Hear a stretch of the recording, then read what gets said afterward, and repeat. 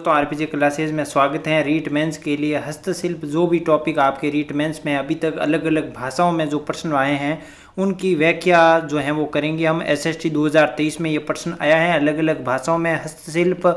इसमें आपके एक प्रश्न जो है वो प्रत्येक भाषा में पूछा जा रहा है। ये एनालिसिस मुझे जो है वो अनुभूति हुई, तो आप अपने स्तर पर जो है वो और भी तैयारी रखोगे तो ये जो हमारी और आपकी जो मेहनत है वो आपके सफलता के लिए सुनिश्चित कर देगी। तो बिना देरी के साथ देखिए प्रश्न है, बेवाण कला संबंधित है प्रस्तर मूर्ति कला से, आंगन चित्रण से, मरण कला से या काष्ठ कला से। तो देखिए बेवाण दोस्तों क्या है, बेवाण एक प्रकार की लकड़ी का जो मंदिर नुमा होता है, लकड़ी का मंदिर बना होता है, उसे दोस्तों बेवाण कहते हैं, जो कि क्या है लकड़ी को दोस्तों काष्ठ भी कह सकते हैं। तो ऑप्शन नंबर डी बिल्कुल सही होगा। अब देखिए काष्ठ के अनेक प्रकार हो सकते हैं, जैसे कि आपके तोरण हो गया, बाजोट हो गया जो है वो इत्यादि। काष्ठ कला आपके पूछ दे प्रसिद्ध किसकी है, तो बस्सी चित्तौड़गढ़ की प्रसिद्ध है। और भी कुछ व्याख्या इनकी देख लीजिए, आपको अगर यहाँ से एग्जामिनर प्रश्न उठाता है तो आपका गलत नहीं होना चाहिए।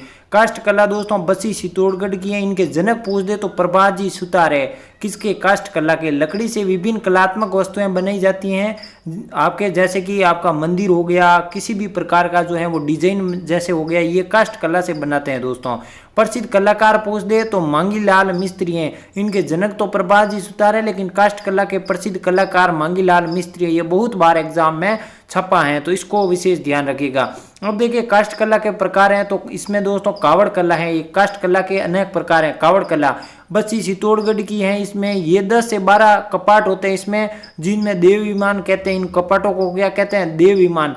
सबसे लोकप्रिय अगर आपको पूछ दे कावड़ कौन सी है, तो राम जी की कावड़ निकाली जाती है। ये सबसे लोकप्रिय कावड़ है दोस्तों। देवी देवताओं व पौराणिक ग्रंथों के चित्र बने होते हैं इस जो है वो कावड़ पर, और वाचन करने वाला दोस्तों कावड़िया भाट कहलाता है। क्या, कावड़िया भाट कहलाता है। फिर देखिए बेवाण कला, ये भी एक काष्ठ कला का प्रकार है। इसमें मिनी एयर वुडन कहते हैं इसको, मिनी एयर वुडन टेम्पल। इनमें लकड़ी का छोटा मंदिर बना होता है। ये झूलनी एकादशी के दिन इसी में सवारी निकाली जाती है दोस्तों। जल झूलनी एकादशी के दौरान सवारी निकाली जाती है। तो बेवाण कला का संबंध दोस्तों काष्ठ कला से है। अब देखिए बाजोट कला, जो सामान्य ग्रामीण परिवेश में देखते हैं, खाना जिस पर जो है वो परोसते हैं उससे पहले लकड़ी का बना होता है ये बाजोट, इसलिए ये प्रसिद्ध है, जो काष्ठ कला से बना है। तोरण कला जब विजय का प्रतीक होता है दोस्तों, तोरण के लिए त्रिपोलिया बाजार जो कि जयपुर का प्रसिद्ध है। कौन सा, त्रिपोलिया बाजार जयपुर का। तो काष्ठ कला आपको याद रखनी है, ये बस्सी चित्तौड़गढ़ की है। इसके अलग अलग प्रकार हैं इसके, जैसे कि कावड़ हो गया, तोरण हो गया, बाजोट हो गया, ये प्रमुख रूप से, जैसे कि बेवाण हो गया, ये प्रमुख कलाएं आपको याद रखनी होगी काष्ठ कला की। चलिए अगले क्वेश्चन की ओर बढ़ते हैं। जयपुर में मीनाकारी की कला महाराजा मानसिंह प्रथम द्वारा लाई गई। कहाँ से लाई गई, चीन, बलूचिस्तान, लाहौर या बंगाल। साइंस में 2023 रीट मेंस में पूछा गया। जयपुर में मीनाकारी कला दोस्तों मानसिंह लाए थे। ये अकबर के कहने पर दोस्तों लाहौर में इनको सूबेदारी दी गई, तो लाहौर में ये प्रशासनिक रूप से यहाँ पर मौजूद थे। इसी कारण इनके साथ इन्होंने जो है वो मीनाकारी कला को वहाँ पर देखा, इसलिए ये जो है वो इस कला के प्रति काफी आकर्षित हो गए, तो इन्होंने जयपुर लाना इस कला को मुनासिब समझा। तो लाहौर इसका सही होगा। मीनाकारी कला दोस्तों सबसे हस्तशिल्प की कलाओं की आत्मा कहा जाता है, क्योंकि सोने चांदी पर दोस्तों ज्वारती रंगों का प्रयोग किया जाता है। किस कला में, तो मीनाकारी कला में, इसलिए हस्तशिल्प की आत्मा कहा जाता है किसे, मीनाकारी। इसी कारण जयपुर को दोस्तों, किसे, जयपुर को हस्तशिल्पों का क्या कहा जाता है, तीर्थ कहा जाता है। क्या कहा जाता है, तीर्थ कहा जाता है। चलिए आप देखिए मीनाकारी कला में और कौन कौन सी विशेषताएं याद रखिएगा। ये जयपुर की प्रसिद्ध है। ये सोने चांदी के आभूषणों को ज्वारती रंगों का पॉलिश किया जाता है, और इसमें हस्तकला की आत्मा कहा जाता है। ये मैंने आपको बता चुका हूँ। सबसे बड़ी जो है वो मीनाकारी कला की सबसे बड़ी मंडी पूछ दे दोस्तों, तो आपको याद होना चाहिए सीतापुरा जयपुर में। इसको राजस्थान में लाने का श्रेय मिर्जा राजा मानसिंह को जाता है, जो कि हल्दी घाटी के युद्ध जो है वो लड़े थे। कौन, मानसिंह, ये वही मानसिंह है दोस्तों। प्रसिद्ध कलाकार मीनाकारी कला के तो बहुत बार एग्जाम में आया हुआ है, कुदरत सिंह याद रखिएगा। मीनाकारी कला के प्रकार होते हैं, जैसे कि शबनम, लाल जमी, सफेद सलवा और तियरी। ये मीनाकारी कला के प्रमुख क्या है दोस्तों, प्रकार हैं। अब देखिए इसमें जो प्रकारों में से जो सफेद सलवा है ये सबसे कठिन कला है, इसको बनाना बहुत थोड़ा सा कठिन रहता है, जबकि आसान तैयारी करना ये कला आपके मीनाकारी की आसान है। अब मीनाकारी प्रसिद्ध कहाँ कहाँ की है ये आपको याद होना चाहिए। पीतल पर मीनाकारी जयपुर में की जाती है, जबकि चांदी पर मीनाकारी नाथ द्वारा राजसमंद में की जाती है, और सोने पर मीनाकारी दोस्तों आपके प्रताप प्रतापगढ़ जयपुर में की जाती है, जबकि तांबे पर मीनाकारी भीलवाड़ा में की जाती है। तो मीनाकारी में आपको मोस्ट इंपोर्टेंट याद किसने रखना है कि ये मानसिंह लेकर आए थे कहाँ से, लाहौर में। इस कला पर ज्वारती रंगों का प्रयोग किया जाता है, किसका, ज्वारती रंगों का। इसे हस्तशिल्प की आत्मा कहा जाता है। और मीनाकारी कला की सबसे बड़ी मंडी सीतापुरा जयपुर में है दोस्तों। ये मीनाकारी से जुड़े, और मीनाकारी कहाँ कौन सी प्रसिद्ध है, जैसे कि पीतल, चांदी, सोने और तांबे की, ये स्थान आपको कंठस्थ होने चाहिए। अब देखिए मीनाकारी में और कौन से प्रकार होते हैं, तो देखिए कुंदन कला होती है जो कि जयपुर की प्रसिद्ध है। इसमें मोतियों की जड़ई का कार्य किया जाता है, किसमें, कुंदन कला में। कोवतागिरी, देखिए कोवतागिरी आपके जयपुर और अलवर की प्रसिद्ध है, किसकी, जयपुर और अलवर की। कोवतागिरी में होता क्या है, जैसे कि तलवार होता है, उसके ऊपर जो चढ़ाने का कार्य होता है दोस्तों, उसके ऊपर जो है वो आसानी रहती है पकड़ने के लिए, उसको कहते हैं दोस्तों आपके कोवतागिरी। ये जयपुर अलवर की प्रसिद्ध है। और पीतल या अन्य धातु को कोफ्ता बनाकर दूसरी धातु पर चढ़ाने का कार्य होता है दोस्तों। 2023 में इसे जीआई टैग दिया गया। ये मुगलों के समय उत्पत्ति हुई थी, इसके साथ मुगलों के साथ इनकी क्या हुई थी, उत्पत्ति हुई थी। अब देखिए अगली कला, देखिए तहनीसा कला। कौन सी कला, तहनीसा कला। अब तहनीसा कला में क्या होता है, तो इसमें क्या होता है, गहरे जो है वो गहरा, किसी भी धातु को गहरा खोद के उसके अंदर तक पॉलिश की जाती है, धातु को चढ़ाने का कार्य किया जाता है, उसे तहनीसा कला कहा जाता है। ये जयपुर और उदयपुर की प्रसिद्ध है। धातु को गहरा खोद कर उस पर अन्य धातु चढ़ाने की कला कौन सी है, तहनीसा कला। चलिए अब देखिए पाव रजई। पाव रजई का संबंध किससे है दोस्तों, जयपुर से है, जो कि 250 ग्राम रुई से रजई बनाते हैं। तो याद रखना होगा मीनाकारी में और कौन सी, कुंदन कला जयपुर की प्रसिद्ध है दोस्तों, पाव रजई फिर जयपुर की प्रसिद्ध है, कोफ्तागिरी आपके जयपुर अलवर की प्रसिद्ध है। चलिए आगे बढ़ते हैं, अगला क्वेश्चन। राजस्थान में ब्लू पोएट्री का संबंध कहाँ से है, कहाँ की प्रसिद्ध है, किशनगढ़, बालोतरा, अकोला या जयपुर। इंग्लिश 2023 रीट मंच में पूछा गया ब्लू पोएट्री कहाँ की प्रसिद्ध है। तो ये ब्लू पोएट्री की बात करूं तो ये राम सिंह द्वितीय के समय आई थी। इसके प्रमुख कलाकार कृपाल सिंह शेखावत हैं। महिला में नाथू बाई है, कौन, नाथू बाई है। तो इसका सही उत्तर होगा दोस्तों जयपुर की प्रसिद्ध है। ऑप्शन नंबर डी बिल्कुल सही और सटीक उत्तर हो जाएगा। अब देखिए पोएट्रियों में से ब्लू पोएट्री एक प्रकार है, जैसे कि ब्लू पोएट्री, सुनहरी पोएट्री, ये पोएट्रियों के प्रकार हैं। तो पहले समझिए पोएट्री है क्या। तो चीनी मिट्टी के खिलौने व पात्र बनाने के लिए ये मूलतः कला कहाँ की है, पर्सिया, ईरान की है। इस कला का कार्य सर्वाधिक चीन व फारस में किया गया। ये जयपुर की, राजस्थान में जयपुर की प्रसिद्ध है, इसलिए जयपुर को हस्तकलाओं का तीर्थ भी कहा जाता है। चीनी मिट्टी को 800 डिग्री तापमान पर गर्म करके खिलौने के पात्र बनाए जाते हैं, जिन्हें पोएट्री कहा जाता है। राजस्थान में इसको लाने का श्रेय सवाई राम सिंह द्वितीय जयपुर के शासक हुए, उनको जाता है। अब देखिए पोएट्रियों में अनेक प्रकार हैं, जैसे कि ब्लू पोएट्री जो आपके ऊपर प्रश्न आया, ये जयपुर की प्रसिद्ध है। नीले रंग का प्रयोग किया जाता है, नाम से ही पता चल रहा है ब्लू, नीले रंग का प्रयोग अधिक किया जाता है। इसका प्रथम कलाकार दोस्तों कालू कुमार और चूड़ामण है दोस्तों। इन्होंने दिल्ली में जाकर भोला से प्रशिक्षण लिया। सर्वप्रथम कालू कुमार और चूड़ामण को सवाई राम सिंह द्वितीय ने दिल्ली भेजा और भोला से प्रशिक्षण लिया। उसके बाद प्रसिद्ध महिला कलाकार हुई नाथीबाई, लेकिन इसको प्रसिद्धि दिलाने का, इसको ख्याति दिलाने का कार्य किसने किया, तो कृपाल सिंह शेखावत ने किया इनको प्रमुख रूप से। इनकी बात करूं, कृपाल सिंह शेखावत को, इन्हें पद्म श्री पुरस्कार 1974 को मिला। इन्होंने 25 रंगों की सफाई करने का कार्य किया।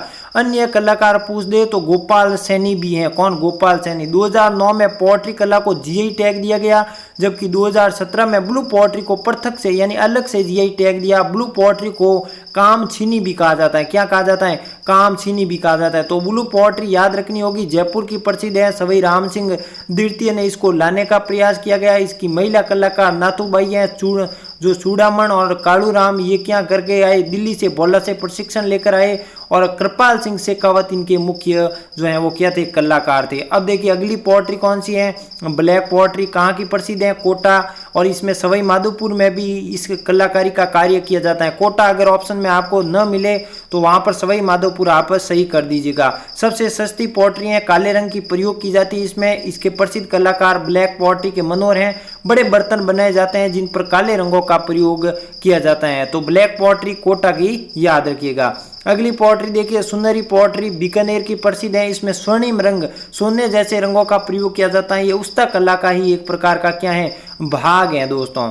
अब देखिए कागजी पॉटरी सबसे महंगी पॉटरी है, सबसे सस्ती पॉटरी पूछ दे तो ब्लैक पॉटरी कोटा की है, जबकि महंगी कागजी पॉटरी है जो कि जयपुर और अलवर की प्रसिद्ध है। इसमें फूल दाइना व पात्र बनाए जाते हैं। इन पात्रों को तरल सामग्री में दोस्तों नहीं भरे जाते, यानी ये आपके सजावटी सामान होते हैं, इनमें जो है वो आप द्रव्य पदार्थ तरल पदार्थ नहीं डाल सकते। तो कागजी पॉटरी अलवर जयपुर की प्रसिद्ध है। अगली पॉटरी देखिए पोखरण पॉटरी, ये जैसलमेर की प्रसिद्ध है। 2018 में इसको अलग से जीआई टैग दिया गया। तो याद रखना होगा पॉटरियों में ब्लू पॉटरी जयपुर की प्रसिद्ध कृपाल सिंह शेखावत प्रमुख कलाकार। फिर रहेगी आपकी कौन सी पॉटरी, कागजी पॉटरी, ये जयपुर और अलवर की प्रसिद्ध है। फिर रहेगी सुनहरी पॉटरी बीकानेर की प्रसिद्ध है जो कि उस्ता कला का भाग है, और पोखरण पॉटरी जैसलमेर। ये 4 पॉटरी आपको याद रखना होगा। चलिए अगला क्वेश्चन, चांदी के आभूषणों की तारकसी के लिए राजस्थान का कौन सा स्थान प्रसिद्ध है, प्रतापगढ़, नाथद्वारा, खंडेला या Jalore. English mains 2023 REET mains में प्रश्न पूछा गया। तो मैंने ऊपर बता चुका हूं आपको,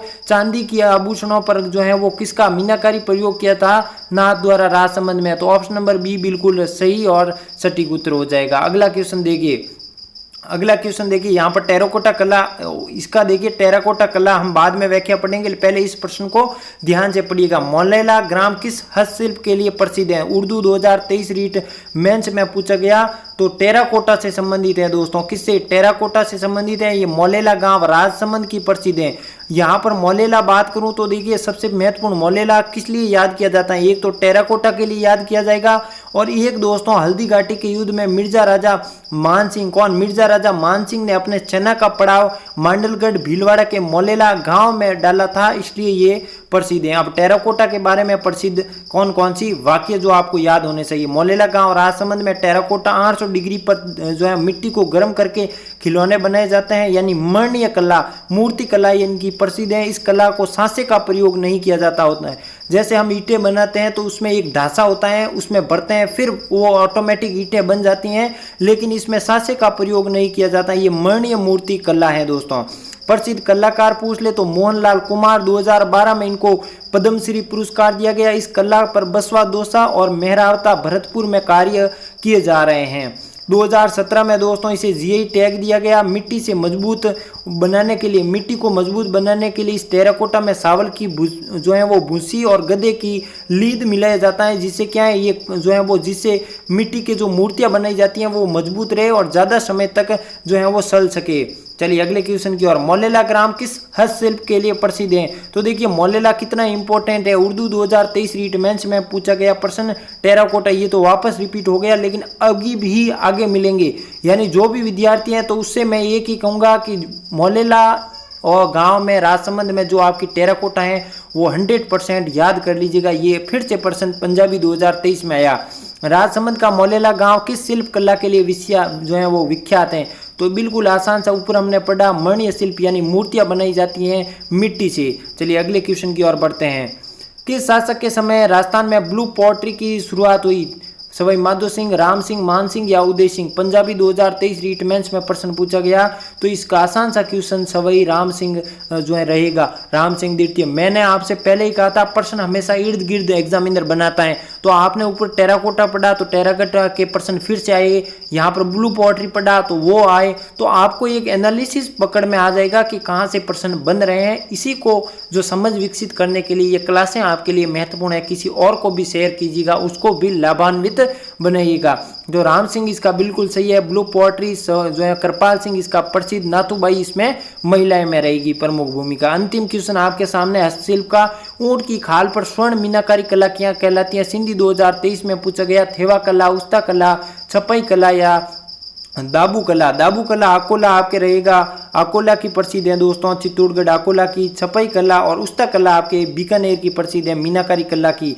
और थेवा कला दोस्तों आपके प्रतापगढ़ की प्रसिद्ध है, किसकी, प्रतापगढ़ की प्रसिद्ध है। सोनी परिवार इसका प्रमुख रूप से विख्यात है। उस्ता कला इसका ऑप्शन नंबर बी बिल्कुल सही है दोस्तों, ऑप्शन नंबर बी बिल्कुल सही है। सिंधी 2023 में यह प्रश्न आया था। तो ये थे हस्तशिल्प से प्रश्न। हमारे अंतिम टॉपिक रहे हैं राजस्थान के त्योहार। बाकी जो है वो पूरे मैंने टॉपिक वाइज जो रीट मेंस में आपके 2023 के पेपर में आए राजस्थान कला एवं संस्कृति के, उसको पूर्णता को प्राप्त कर चुके हैं। मिलते हैं त्योहार वाले टॉपिक में, तब तक के लिए नमस्कार। जय हिंद, जय भारत दोस्तों।